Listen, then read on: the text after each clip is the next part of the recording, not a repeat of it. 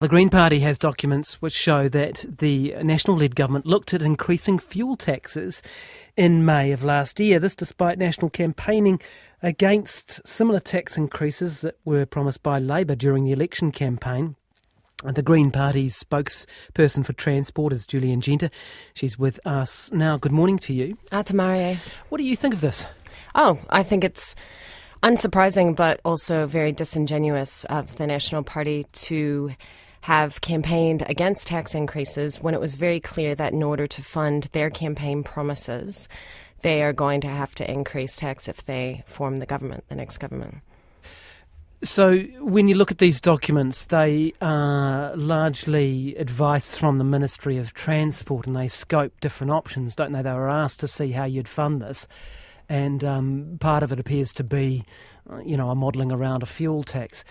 That doesn't necessarily mean that they were going to go ahead with it, does it? I mean, officials would go away and say, well, you could do X, Y and Z, couldn't they? Or is that being a bit too charitable? What the documents say is that they have three choices to pay for the increased motorways that they announced during the campaign and the overall funding gap that exists in Auckland, because they have committed to funding the City Rail Link and a whole lot of other projects, but they haven't cut back any of the big expensive road projects.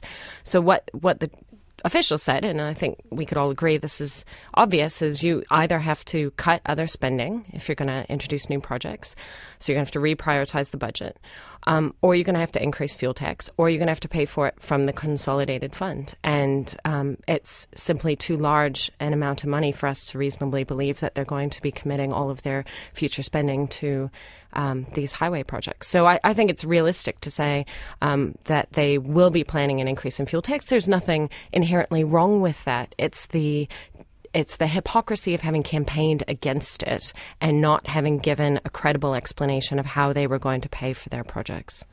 So you actually would support the modelling done by the officials here. I mean, you support a regional fuel tax, don't you? We said that it makes sense to give local authorities more options for raising revenue to fund their priorities, but we also showed that through reprioritisation we could fund a whole lot of transformational public transport projects and rail projects across the country simply by putting some of the really expensive, low-value highways on the back burner. We also said that we would prioritize road safety projects. I note that there's been some talk this morning about the road toll, and the reality is this national government chose not to make road safety a priority and has put a number of very high-value, low-cost road safety projects on the back burner in order to pay for a couple of, expensive motorways that they've chosen for very superficial reasons.